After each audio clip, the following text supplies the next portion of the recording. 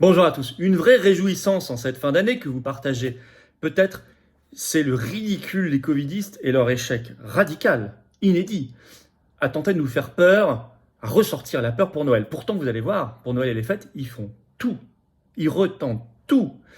Des kits de survie dans la presse, des alarmes, vous allez voir, des variants. En France, même parfois, ils vont plus loin à l'étranger, je vais vous expliquer aussi, mais ça ne fonctionne pas. Le réel est plus fort. Alors ça ne veut pas dire que tout est gagné, il faut garder vigilance. Je l'ai toujours dit, prudence.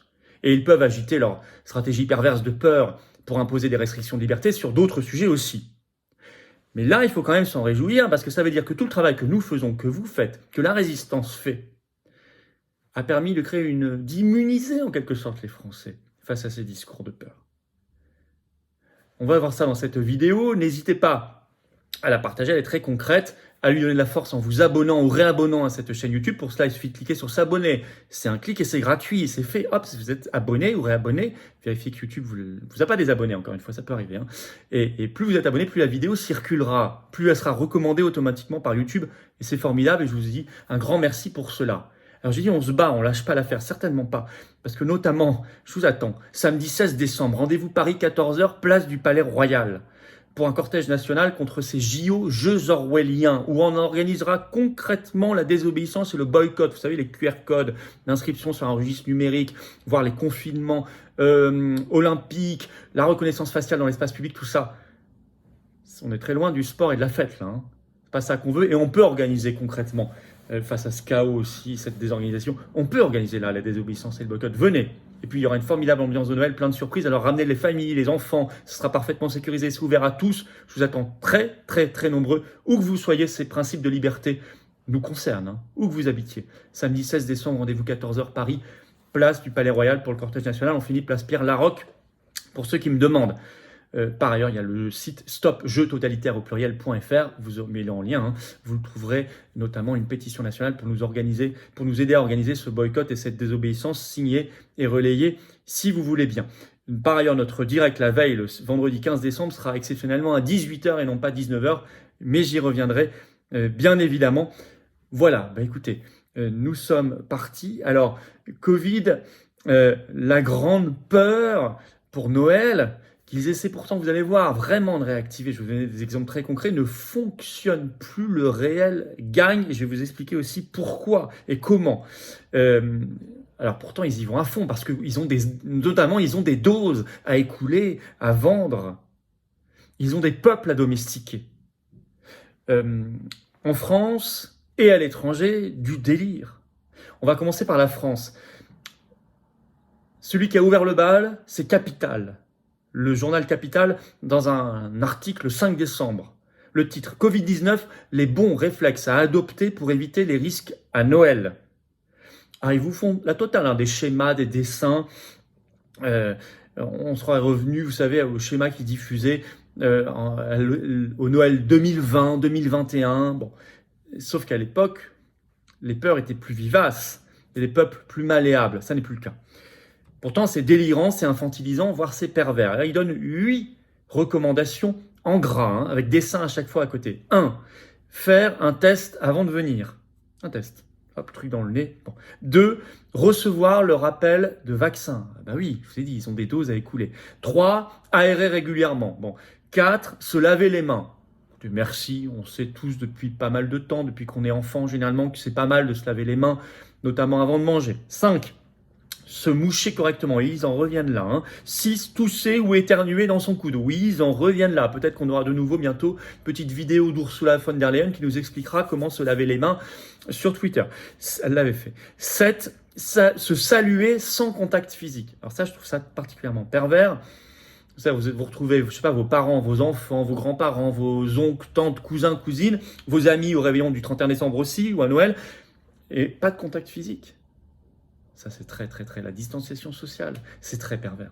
8, enfin, porter un masque en dernier recours. Alors, le grand retour du masque, bien sûr. Alors, ils ajoutent quand même en dernier recours, mais porter un masque. Donc, on a tout, hein, les tests, les doses, les masques, la distanciation sociale, la totale covidiste. Libération, le 9 décembre, va même plus loin. Sidérant. Le titre, Recrudescence du Covid, un guide de survie pour sauver Noël 2023. Guide de survie pour sauver Noël. avec des recommandations délirantes. Je vais vous lire ça. Écoutez bien.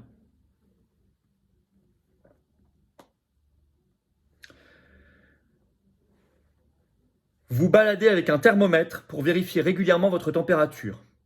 Pas une blague. 2. Vous baladez aussi avec un oxymètre de pouls. 3. Portez un masque FFP2, bec de canard, dans les transports. 4. Faire votre nouvelle dose d'injection, bien sûr. 5. Test PCR si suspicion de Covid ou de grippe. Donc maintenant le test aussi pour la grippe. Mais qui fait ça? Humiliation des covidistes. Pourtant, ils essaient d'alarmer. Le Monde, 8 décembre, le titre « L'épidémie de Covid-19 reprend en France à l'approche de Noël ». Avec, je cite, diffusion très rapide du variant JN.1. Ça, c'est le petit nouveau JN.1. Le Monde écrit du 27 novembre au 3 décembre dernier, hausse spectaculaire de 28% des cas suspectés chez les adultes par rapport à la semaine précédente. Europe 1, 8 décembre, le titre « Covid-19, le nouveau variant JN1 pourrait-il gâcher les fêtes ?» Je remarque quand même, vous remarquerez, pour moi ça doit être analysé à un niveau supérieur. Ils font toujours systématiquement le lien entre un variant, un nouveau variant, le Covid, et Noël, les fêtes.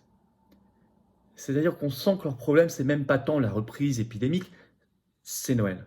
Ce sont les fêtes. C'est ces moments qu'ils n'aiment pas, qu'ils ne contrôlent pas, où les gens se retrouvent en famille, on reconstitue la famille, le cadre amical, les relations humaines réelles. Et on sent que c'est ça qu'ils veulent détruire fondamentalement. Ça, pour moi, c'est très significatif parce qu'ils nous refont le même sketch tous les ans, même si cette année, ils sont particulièrement ridicules. Ils vont même plus loin dans certains pays. Allemagne. C'est rapporté par le journal allemand Das Bild, le 9 décembre, le titre « Avertissement urgent sur le corona », donc le Covid, de la part de Lauterbach. Lauterbach, c'est leur ministre de la Santé, ministre allemand. Je cite, le ministre de la Santé met en garde contre une vague massive de maladies à Noël. Le corona reste dangereux, a-t-il dit. Et il demande aux Allemands pour Noël, écoutez bien ce qu'il demande aux Allemands, de porter un masque, de se faire injecter, je cite, dès maintenant et Covid et grippe en même temps, de faire du télétravail tout le mois de décembre, de rester confinés au maximum chez eux, par précaution, je cite, les 2 semaines précédant Noël. Donc lui, le ministre allemand de la Santé, il réinvente même le confinement. Aux États-Unis, alors attention, là, ils s'en prennent aux enfants. On ne rigole pas. Fox News, 2 décembre, le titre « Des tests Covid gratuits arrivent dans les écoles américaines », déclare le gouvernement fédéral, donc Biden. « Il faut prévenir la propagation », dit ce gouvernement. Ça vient du ministère américain de l'Éducation. Je vais quand même vous lire un extrait de ce qu'ils disent.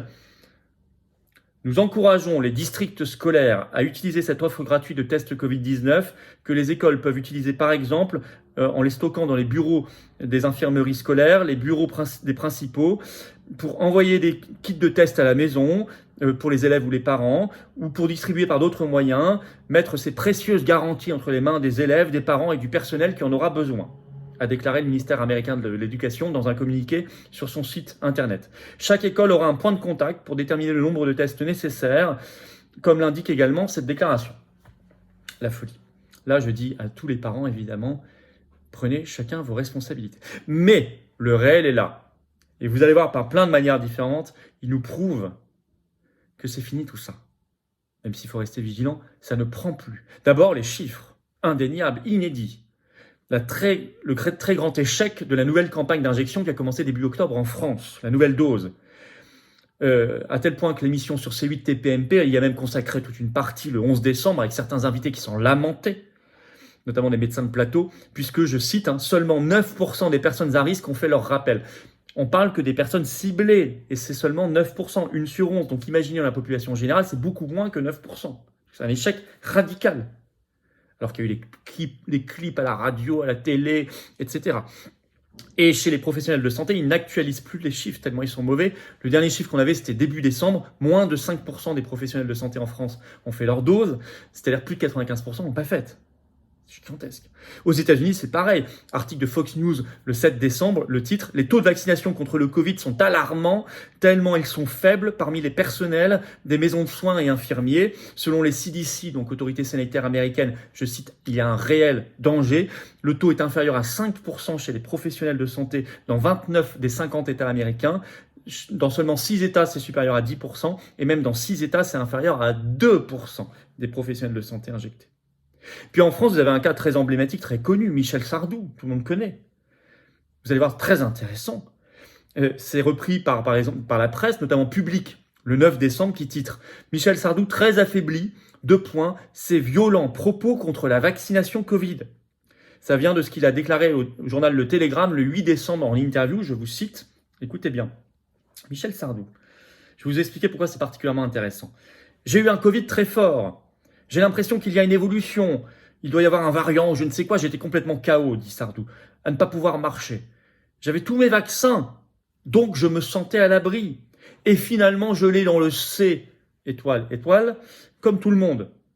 On tremble, on ne peut plus marcher, c'est une horreur. » Pourquoi c'est particulièrement intéressant? Parce qu'il n'a pas toujours dit ça. Et là, vous avez vu comment, et d'ailleurs la presse le reprend, comment il cible l'injection. Parce que, je rappelle, le 30 août, c'est toujours en ligne, hein, il y a la vidéo, le 30 août 2021, il était sur France 5, il était même assis à côté de Véran, qui était alors ministre de la Santé. Et il défendait à fond le pass sanitaire, devant un Véran trop content. Je vous rappelle je vais vous dire ce qui se disait. Voilà, petit extrait. Sur France 5, devant un Véran ravi le 30 août 2021, Sardou défendait mordicus le pass sanitaire et expliquait, je cite, que ce n'était pas une restriction de liberté. Il approuvait même sur le plateau Véran, qui déclarait sur ce plateau que ça lui permettrait d'être sûr que dans ces spectacles, il y aurait uniquement des gens non contaminés ni contagieux. Mensonge. Et Véran le savait, puisque Delfrécy a révélé que dès mars 2021, donc 6 mois avant ça, il avait révélé à Véran que c'était évidemment inefficace contre tout ça. Mais à l'époque, Sardou approuvait tout ça. Vous avez vu le changement 2 ans plus tard. Et ça, c'est très, très significatif. Et puis, incroyable, ce tweet fou, surprenant, du ministre de la Santé Aurélien Rousseau, quelques heures après notre manif sur les effets secondaires, sous ses fenêtres le 7 décembre. Et c'est évidemment lié, parce que ce tweet vient de nulle part. Il l'a fait, c'est sur son compte Twitter, le 7 décembre à 18h15. Je précise l'horaire parce que nous, on a fait notre manif entre 10h et midi, donc quelques heures avant.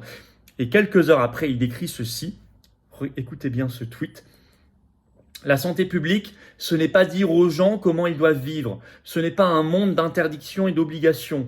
Les mots justes sont transparence, responsabilité et civisme. C'est au nom de ces principes que je redis l'importance de la vaccination grippe-Covid. Alors il finit par un appel à l'injection, bien sûr.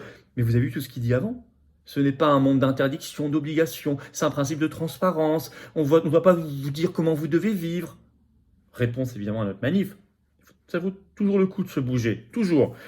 Et ça n'efface pas évidemment tout ce qu'il a dit et fait de contraire quand il dirigeait l'Agence régionale de santé, l'ARS Île-de-France pendant le Covid. Bien évidemment, on ne se contentera pas de simples mots. Mais c'est intéressant parce qu'il est sous le poids du réel et la pression des manifestants et du réel et de la résistance. Il est obligé d'écrire ça. C'est très intéressant. Alors le réel ridiculise les covidistes. Il ne faut pas être dupe, attention, je n'ai pas dit de baisser la garde, vigilance malgré tout. Ils peuvent ressortir ce narratif-là, ou un autre virus, ou le climat, ou l'énergie, ou la guerre, ou les Jeux Olympiques, Jeux orwelliens, pour essayer de faire peur et d'imposer des restrictions de liberté et de domestiquer le peuple. Donc il faut toujours rester vigilant et se battre pour nos libertés. Et on baisse pas la garde, on lâche pas l'affaire, vous inquiétez pas. Mais là, le réel gagne. C'est magnifique. Les covidistes sont ridiculisés en cette fin d'année. Eux ne gâcheront pas Noël. Covid, bien sûr que non, mais eux ne gâcheront pas Noël. Ni rien. On lâche rien. Alors, qu'ils soient ridiculisés, c'est très bien, mais ça ne nous contente pas. On veut la vérité, on l'a maintenant. Mais on veut la justice et les condamnations. Et vous inquiétez pas, on lâchera pas l'affaire. Et vous inquiétez pas, ça avance. Et on les aura. Ça avance dans le monde entier, en France aussi. En France, c'est particulièrement cadenassé, surveillé et verrouillé, ce sera plus lent. Mais ça avancera, on va décadenasser, déverrouiller, on est en train de le faire, tout ça. Et on l'aura, cette justice, et on les aura, ces condamnations. Battez-vous, à mes côtés, à nos côtés. Voilà, partagez cette vidéo, aidez à sa diffusion en vous abonnant ou réabonnant à cette chaîne YouTube, en cliquant sur s'abonner en dessous, c'est un petit clic, c'est gratuit et c'est formidable. Venez samedi 16 décembre, rendez-vous 14h pour le cortège national, Paris, place du Palais Royal. On finit Pierre Laroque, mais c'est rendez-vous Palais Royal, attention, avec de très beaux intervenants, une très belle ambiance de Noël, des surprises. Donc vous faites venir tout le monde, les enfants, ce sera parfaitement sécurisé, mais surtout on organise le boycott désobéissance face aux jeux totalitaires. Ça concerne tout le monde, vous habitez en Ile-de-France ou pas. Ce sont des principes qu'ils peuvent reproduire partout, QR code, etc. Mais on peut désobéir concrètement, c'est ça qui est intéressant. Venez pour le dire et le faire. Ce samedi 16 décembre, rendez-vous 14h, place du Palais Royal à Paris. Et c'est stopjeutotalitaire.fr, en pluriel, c'est le site. Hein. Vous allez voir tout ça. Je vous attends, patriotes. J'ai besoin de vous. Voilà, le boycott, il est là, mais la liberté, elle est là, la vérité, elle est là, la justice, elle est là, la libération, notre libération et la souveraineté sont là. Venez vous battre, c'est anti-oligarchique, c'est la résistance. Venez adhérer, réadhérer, ou faire un don de soutien au mouvement pour nous permettre de faire plus d'actions. On n'a pas les réseaux, les millions, les copains du système. Nous, non, mais on fait. Ça coûte cher, hein, mais on fait. Et on ne lâchera pas l'affaire. Venez adhérer, réadhérer, rejoindre une belle famille, être mis en relation avec des gens qui pensent comme vous, qui ont la même vision que vous, qui ont les mêmes belles valeurs à côté de chez vous. C'est bien aussi de sortir de la solitude. Proposez des actions. Faites un don pour nous permettre de faire plus d'actions. Profitez, il reste 15 jours de défiscalisation au titre de 2023.